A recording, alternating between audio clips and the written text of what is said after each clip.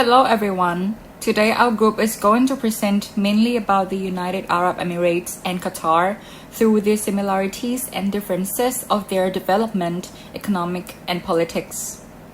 Besides ideology, Qatar and the United Arab Emirates seem to have followed a similar path, especially in their skillful exploitation of similar economic and demographic circumstances to acquire political power and influences across the Middle East and North Africa. They are both located in the Middle East and also members of the Gulf Cooperation Council. Geographically, Qatar is much smaller in size than the UAE, and they both share a border country, which is Saudi Arabia. Their exports are noted for petroleum and natural gas. Although both countries have monarchies, Qatar is ruled by the absolute monarchy and the UAE is under the Federation of Monarchies, and each of them has their own law of land and their own system of political structure. As this presentation seeks to elaborate Qatar and the UAE on many aspects, the reasons these two countries are chosen are partly because of their similarities, foreign policies, soft and hard power strategies, and political clouds in the global economy that are chargely utilized. In the past decade, they have both punched above their weight as regional powers, using financial, political, and military tools to wield expanding influence across the Middle East and North African region. They both have also attached themselves to powerful global and regional alliances wisely, staying on the same side under the United States security shield and maintaining relations with the opposite sides. The UAE and Qatar are among the smallest Arab nations, their economics making up for a small amount of citizenry by employing large amounts of foreign workers. On the other hand, when their paucity of citizenry are taken in combination with the absolute power of the rulers, it may have helped make both states more politically stable and economically insulated than their neighbors, as they had experienced none of the popular uprising that wrecked the Arab world in 2011 and have the highest per capita GDP in the Gulf Cooperation Council in 2019. The UAE may consist of skyscrapers and unimaginable wealth, but there are underlying struggles that many Emirates suffer with, like the issues regarding wealth gap and poverty. The history of the United Arab Emirates has been rooted in trade. Before petroleum was recovered, the UAE was a group of low-income Emirates under the control of the British. In the 1930s, the first oil company conducted geological surveys in the UAE. Almost 3 decades later, in 1968, with the British announcement of its withdrawal from the Arabian Gulf, Sheikh Zayed stepped into action quickly to establish closer ties among Emirates.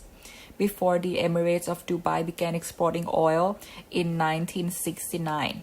In the 1971, an agreement reached the rulers of 6 of the Emirates, establishing the federation of which includes Abu Dhabi, Dubai, Sharjah, Al-Quwain, Fujairah, and Ajman.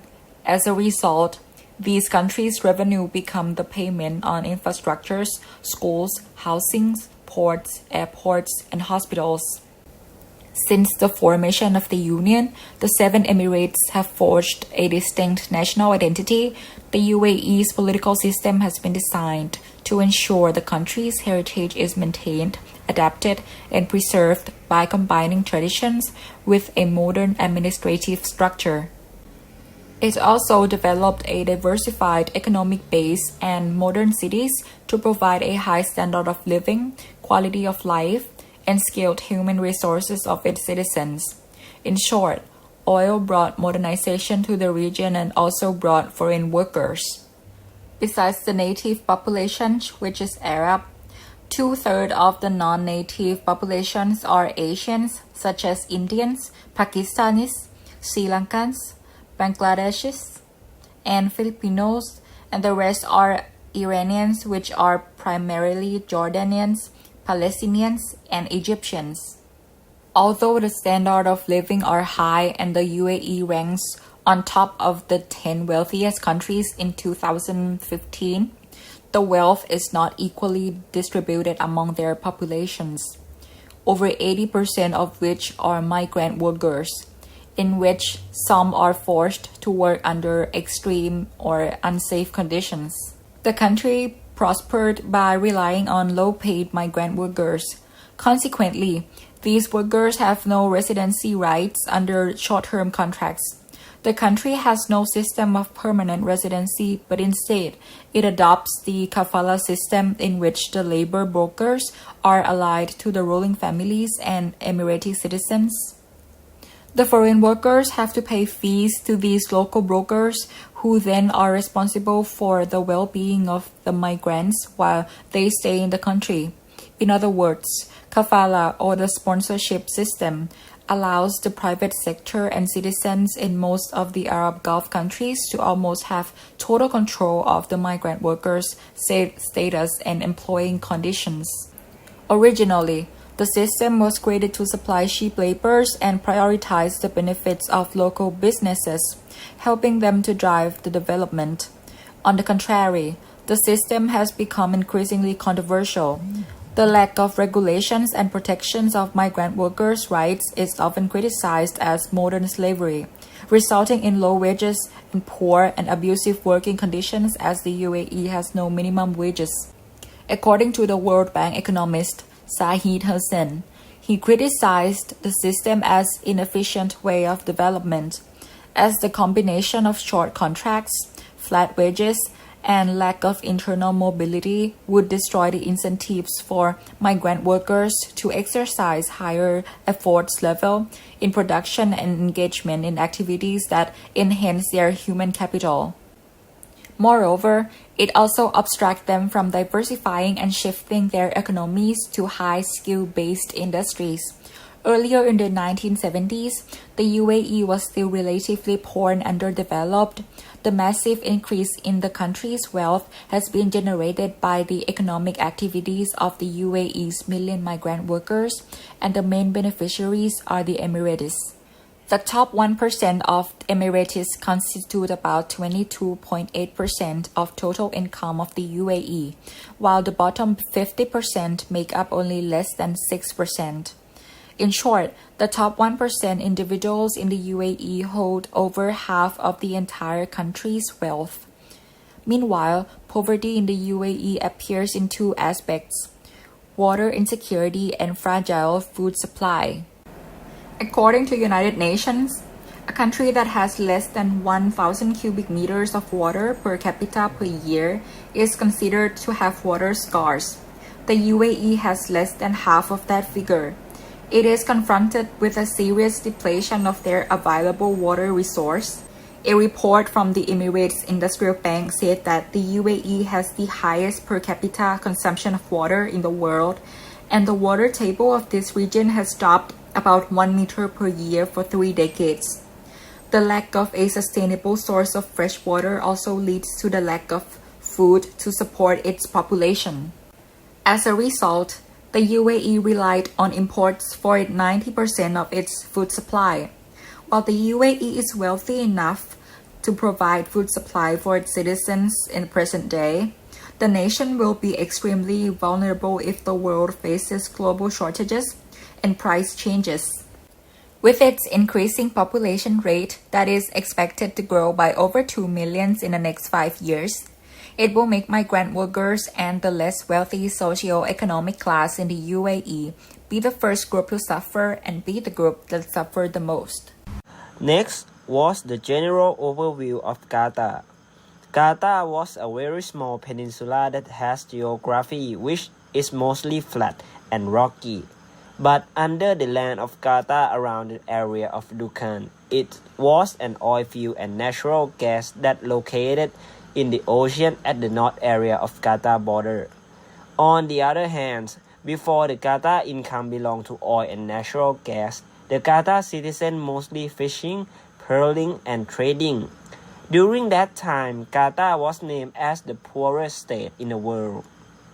Then from the effort of England and American firms, it made Qatar discover oil and natural gas in 1939 and start producing in 1949. From the high demand of oil in the world market, it made Qatar climbed up and be the state that had the highest per capita income in the world in the 1970s, which oil concession in Qatar belonged to the Iraq Petroleum Company or IPC. In order to manage production of oil and natural gas, Qatar makes state-owned Enterprise Petroleum Company have duty only to overseas oil and natural gas and leave the service part to the private sector. In the first decade of the 21st century, natural gas was the replacement resource for crude oil and it had the largest GDP and government revenues.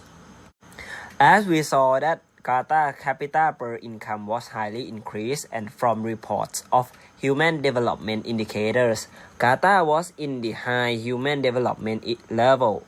But the horror truth behind the number and measurement, it has some issue that contrast with the beautiful HDI and GDP rate.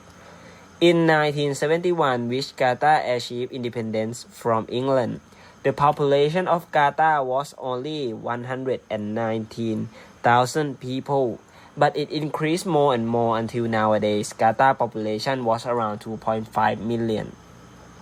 According to the population data of Qatar in January 2017, number of migrant workers in Qatar was at 2.2 million people, which these migrant workers came from many countries, for instance, India, Bangladesh, or Pakistan, which these migrant workers leave their homeland and move to Qatar as a chance to escape poverty and live up their own well-being. But in reality, Qatar was not the heaven that matched their dream.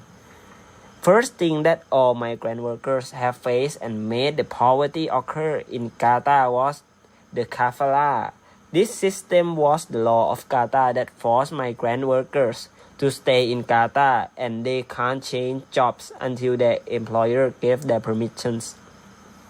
Moreover, employers look to confiscate passport of migrant workers that will keep them stay and work for recruiter in Qatar. Furthermore, all migrant workers need to pay recruiter before entering Qatar around $500 until $3,400, which makes employers or recruiters more wealthy.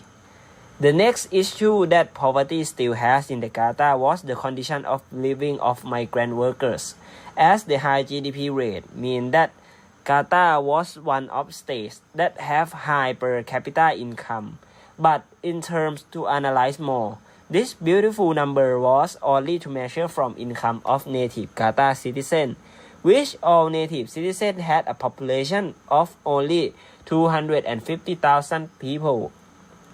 On the other hand, the average salary of native Qatar citizens was estimated at 690,000 of GDP per citizen, which well-off states depend on the hand of these native citizens. But in the majority citizens in Qatar, which was migrant workers, their average income was very contrast to the native citizen. These migrant workers was gained about $500 per month and $1,920 per year, which was the maximum wage that all migrant workers in Qatar will achieve. And from the effect of kafala or sponsorship system, which forced migrant workers to work on a job that get a low income, it make the gap of rich and poor people increase more. Also, the poverty inside Qatar too, which in the future, poverty issue might be the highlight issue that slow down development progress of Qatar. Next is on the political similarity between Qatar and UAE, which includes state focus, government and political system, legal system, and limitation in foreign policy making. So first is currently political regime of both countries are largely stable, though the UAE and Qatar have different political system in which the UAE is the federations. It faced difficult challenge in addressing the unity and fragmentation that define UAE on federal level. Qatar likewise is dominated by Al Thani family since the 19th century. It faced a different challenge, which is the domestic struggle in the family's rivalry. However, the result was the non-violent and involuntary regime change in Qatar. Both countries are able to overcome domestic instability and rivalry because they both focus on institutional and economic development and foreign policy. The second similarity is on the government and political system. Though U.S. been representing itself as progressive, tolerant society and most liberal nation in the Gulf, it's not necessarily so. UAE consists of 7 emirates. Each one has its own leader to manage the power and resources autonomously. Those 7 emirs make up of Federal Supreme Council, which is the highest authority to select the president and cabinet. They hold legislative and executive power. Below that FSC is the Federal Nation Council, which work on federal bill. They examine the national annual budget. They consist of 40 members. Half of their members are elected and appointed by the president, and other half are by people. Therefore, it has no political party, and citizens do not have much to say in the FSC. However, one progress has been made in UAE is the decree to increase at least 40% of women in the council that make a significant rise of women in politics in 2015. Moreover, despite its claim to tolerate the differences, respect diversity, and freedom of all people, many human rights activists still being imprisoned and barred from entry to the country. Similar to Qatar, the country also consists of emir as the head of the state who holds several positions in the Ministry of Defense, Commander, Armed Force, and those positions are mostly inheritance. Therefore, it has no political party, no election for these positions. Emir also has the authority to appoint the heads of the government, deputy prime minister in the executive branch, all judges in the judicial branch, all members of the legislative branch. And moreover, the direction to include the women in political system has not yet been appointed, partly due to the 40% of Qatari that believe it's unacceptable for women to run for political office. So the third similarity is on the legal system. Both countries have mixed legal system of civil law and Sharia law or the Islamic law. Though UAE set out the legal code based on Sharia law, in practice, it used combinations of Islamic law and Western principle anyway. The legal system of both countries has twofold legal structure. The Sharia court is responsible to the issue of law involving family and individual matters such as divorce, child custody, family affairs, inheritance, and Sharia laws apply to all citizens no matter what religions they are. And the second structure is the civil court, which mostly focus on business and corporate affairs. Moreover, Emir has a lot of intervening power in the judicial system, as it can appoint all judges, and any draft passed by the council shall be referred to the Emir for his ratification. So the last similarity is on the limitations in foreign policy making. So both countries realize that participation of states in international affairs is dictated by the size of their surplus capabilities. So after independence in 1971, their policy considered on this matter that at home they would focus on building installations and economic development. While beyond border, they were preoccupied with fear of larger neighboring country like Iraq, Saudi, Iran that attempt to annex their territory, and mostly the concern over Khomeini attempt to export Iran Islamic Revolution led these two countries to become the founding members of Gulf Cooperation Council in 1981 to prevent Iranian influence of coming to their country and strengthen relationship with other two Arab states to maintain autonomy from those two states in the regions. So currently both countries are a member of many international organizations such as the UN, WTO, IOM, OIC, OPEC. However, both countries have not submitted an ICJ jurisdiction declaration and no party state to the ICC. The next part of the presentation is about the political differences between the Qatar and UAE. First, I'm going to dive into the general differences between Qatar and UAE in the political system, like the government type, the constitutions, the executive branch, legislative, and judicial. So the main political differences between these two countries are that the Qatar government type is an absolute monarchy and it is represent the Arab Muslim identity. And for the UAE, it is the government type is Federation of Monarchies and represent the moderate Arab Sunni identity. Next one is about the constitutions, and both of the Qatar and the UAE constitutions have these amendments, but its main differences are that Qatar has this amendment that was proposed by the Emir or by 1/3 of advisory council members, and it has to be approval and promulgation by the Emir, and that articles pertaining to the rule of state and its inheritance has to function by the Emir, and also the citizen rights and liberties cannot be amended unless the Emirs allow or approve it. Unlike the Qatar constitution, the UAE constitution's amendments proposed by the Supreme Council and submitted to the Federal National Council, and that this 2/3 of the majority vote of Federal National Council members present an approval of the Supreme Council President, not the Emir themselves. For the next remains bodies for the political system of both UAE and Qatar, the executive branch, legislative, and judicial. In the executive branch of Qatar, the cabinet or the council of ministers has to be appointed by the Emir, and the election and also the appointment is the monarchy who have the power from its predecessors to inherit their elections and appointment, and also like the prime ministers and deputy prime minister also has to be appointed by the Emir. For the UAE executive branch, cabinet or the council of ministers announced by the prime minister and approved by the president, and the elections and also the appointment is the president and vice president are indirectly elected by the Federal Supreme Council, which composed of the 7 rulers of the 7 emirates.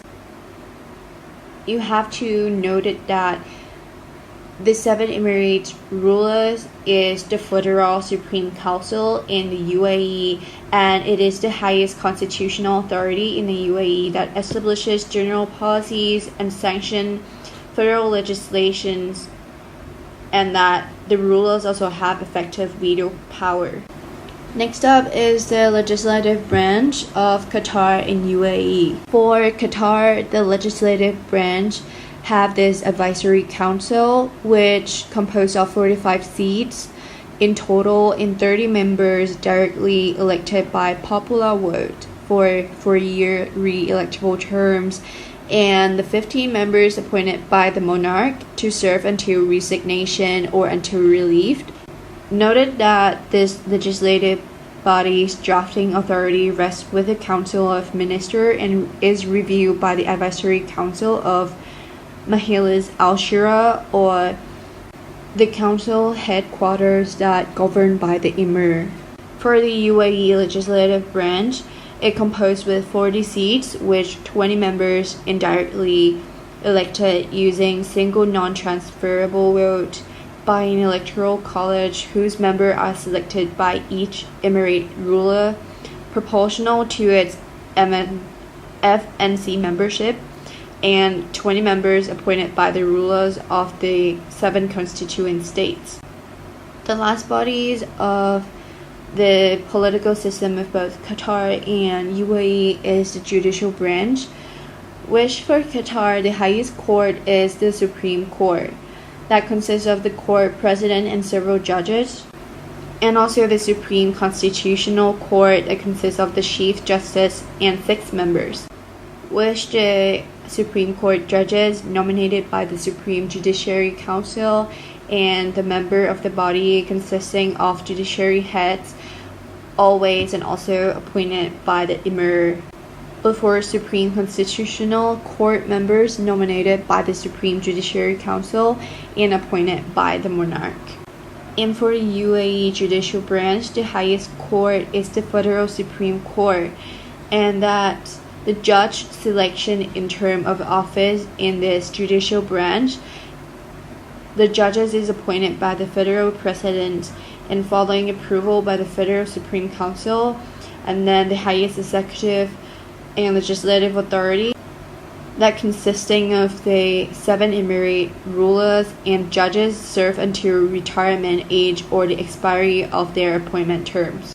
All of the things that I was mentioning above is also traced into like the main cause for differences, for the political differences between Qatar and UAE, which has a lot of implications and intricate reasoning behind it. So I'm gonna point out how it is different from each other, which I will begin with the Qatar first and then followed by the UAE. As the Qatar concept of state and legitimacy is intricately related to Arab Muslim identity, thus like the domination of the Khaliji tribal identity over potential alternative is critical to the regime long-term survival, or in other words is that the emir or the monarch of Qatar is very crucial to overall regime. Qatar promote its regime and the idea of the state as Wahhabism Islam, and that it also worked to create a progressive model of faith. Qatar promote its regime and the idea of the state as Wahhabism Islam, and that it also worked to create a progressive model of faith. To generally accept the principle that the large expatriate workforce in their country should be encouraged to follow their own religious heritage and traditions. Although in comparison to other Middle Eastern states, Qatar is unusually open to European culture in the commercial sphere. Following the Arab Spring, it became clear that Qatar still held the previous emir's belief that the Arab street preferred some form of Islamic governance, with Qatar signaling the importance of the Arab Muslim identity. As such, the first challenge outlined in Qatar Vision, the mission statement of the Qatari government, is the challenge of modernizations and the preservation of traditions. As Qatar declared that they want to continue the commitment to the genuine Arab and Islamic values and traditions. Next is the UAE identity and idea of the state and the moderate Arab Sunni identity.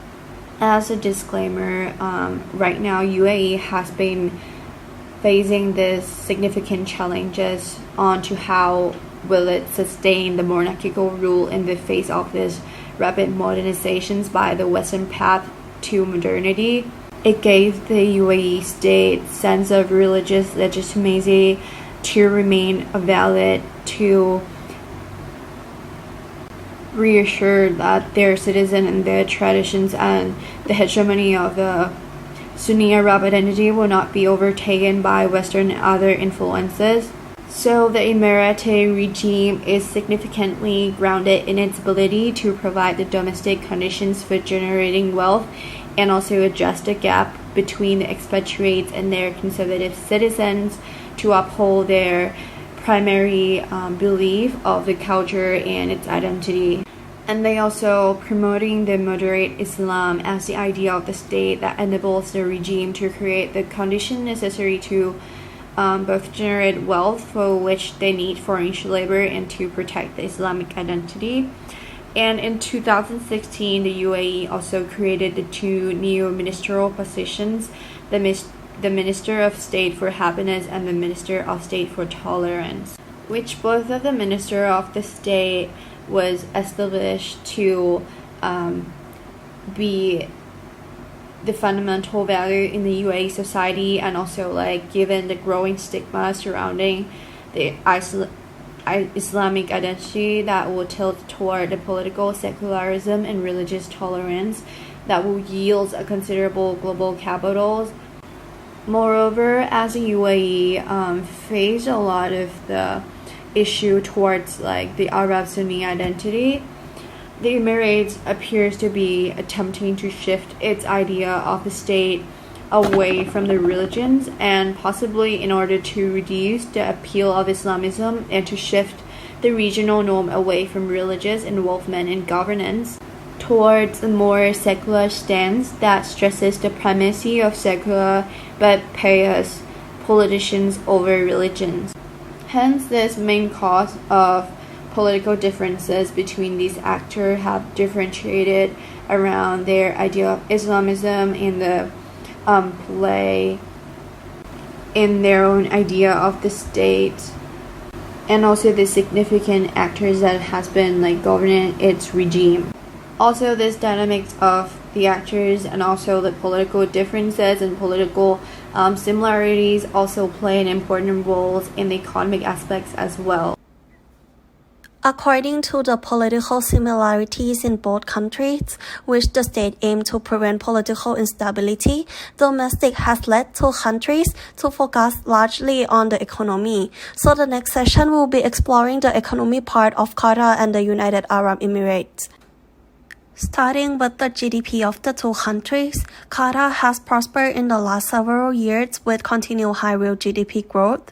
Throughout the financial crisis, Qatari authorities sought to protect the local banking sector with direct investments into domestic banks. GDP grew sharply in 2010, largely due to the increase in oil prices, and 2011's growth was supported by Qatar's investment in expanding its gas sector, where its GDP is $171.48 billion, which ranks 54th in the world. Economic policy is focused on increasing private and foreign investment in non-energy sectors. Qatar is the world's highest GDP per capita with the lowest unemployment rate. With the 2022 World Cup will likely accelerate large-scale infrastructure, including light rail system and the Qatar-Bahrain Causeway. In the case of UAE, its GDP is 2 times more than Qatar, which ranked 30 in the world. It has an open economy with also a high income per capita and sizable annual trade surplus. The government has increased spending on job creation and infrastructure expansion and is opening up utilities to great private sector involvement. It also signed a trade and investment framework agreement with the US and in November 2004 agreed to undertake negotiations toward a free trade. Oil and natural gases play an important role in contributing the income of Qatar and the United Arab Emirates. Qatar is a major producer and exporter of natural gases and oil. Even the Qatar government focuses on developing Qatar's non-association natural gas reserves and increase foreign investment in non-energy sector, but still oil and gas account for more than 50% of its GDP, roughly 85% of export earnings and 70% of the government revenues. Qatar also had close ties with Iran. The two countries have a close economic relationship which affects their diplomatic relations, particularly in the oil and gas industry. A big portion of Qatar's oil comes from a field that is related to Iran. Iran and Qatar jointly control the world's largest natural gas field and is also corporate in shipping sector. Qatar left OPEC due to the blockade crisis. Since the discovery of oil in the UAE more than 30 years ago, the country has undergone a profound transformation to a modern state with a high standard of living. About 30% of the country's GDP is directly based on oil and gas output. It also the member of the Organization of the Petroleum Exporting Countries or OPEC, which aimed to coordinate and unify petroleum policy among member countries. There are also rumors that UAE will be running out of oil, but the experts said production could last longer than expected with the development of new technology that could reach deeper layers where large quantity of hydrocarbons are believed embedded. Next is regarding the Gulf Cooperation Council or the GCC, which is a political and economic union of Arab states bordering in the Gulf, consisting of 6 members including Qatar and UAE. GCC is to achieve unity among its members based on their common objectives and their similar political and cultural identities. As mentioned, that politics play an important role and impact on the economic system of the two states. Looking at the case of Gulf Cooperation sanction on Qatar, the conflict can be called as one of the most serious diplomatic crises in the Gulf region that negatively impact both Qatar and UAE and the GCC member itself. There are 2 main incidents that raises the tension in the region. First is regarding the Qatar support of Islamic group. It had been providing financial assistance to the Islamic group operating within its border. Second is the relationship between Qatar and Iran, which it is Saudi Arabia's main regional rivalry. With the blockade imposed by the GCC members toward Qatar, it resulted in closing all land, sea, and airport to cut the transportation coming in and going out of Qatar. The blockade enabled Qatar to conduct trade with its neighbor country. Qatari citizens also be banned from the 4 Arab countries, including UAE. Qatar needs to change trade routes and reshape its policy by focusing on partnering up with Asia and Western countries. The rate of tourism in Qatar also dropped, and at first Qatar was struggling a bit, but it was able to adapt with the help of Turkey and Iran, so it only caused a temporary shortage of some goods. UAE also banned and put sanctions on Qatar, and GCC's market becomes at risk as Qatar changed trade routes. With the ongoing dispute, it shows that GCC have no capability to solve internal disputes.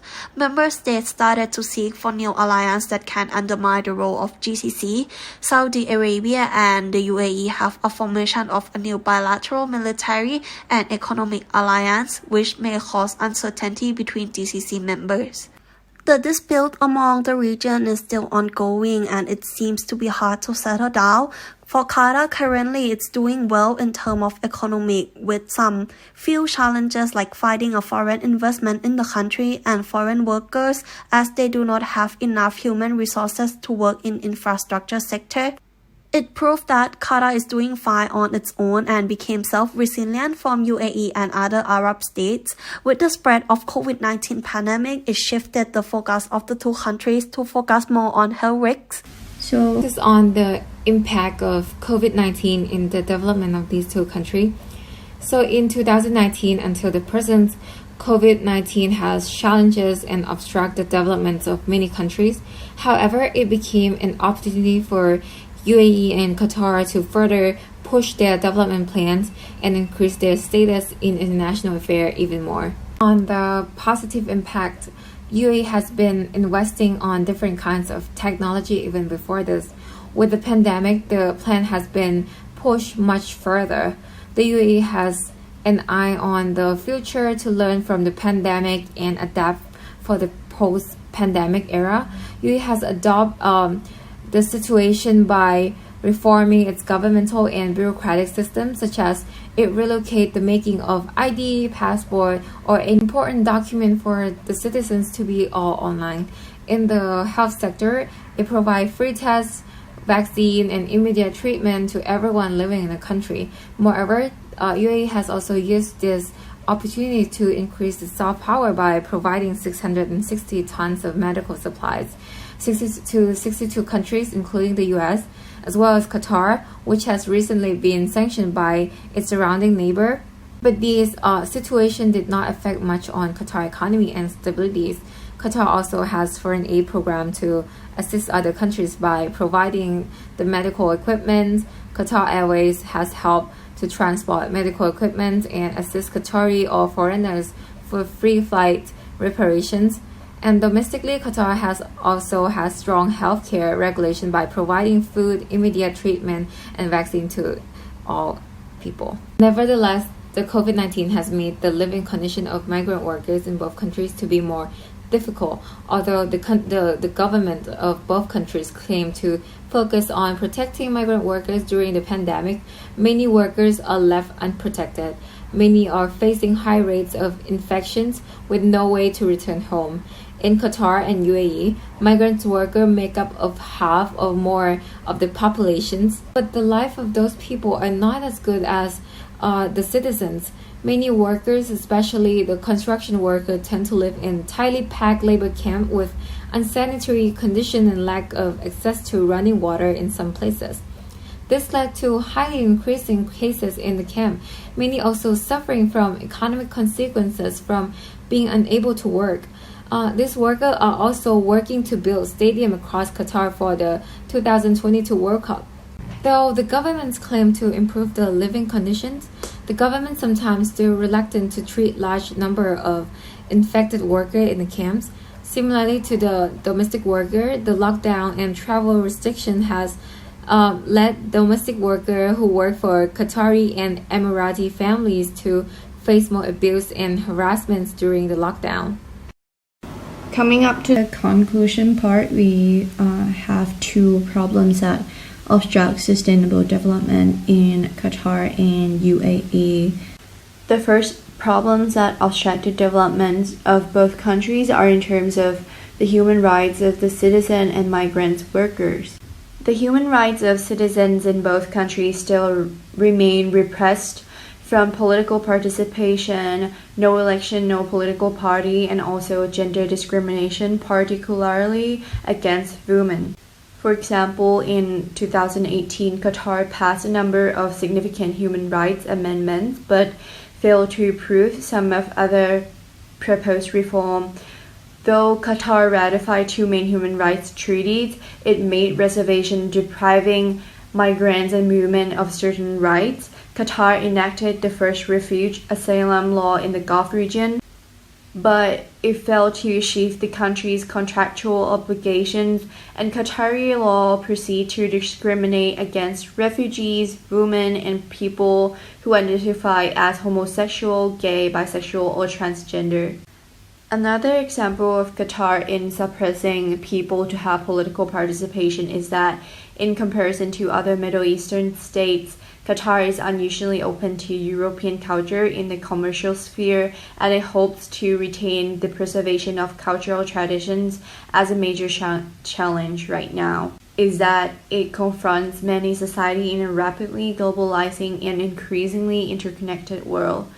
Moreover, the greater freedoms and wider choices that accompany economic and social progress pose a challenge to deep-rooted social values highly cherished by society, yet it is possible to combine modern life with values and culture.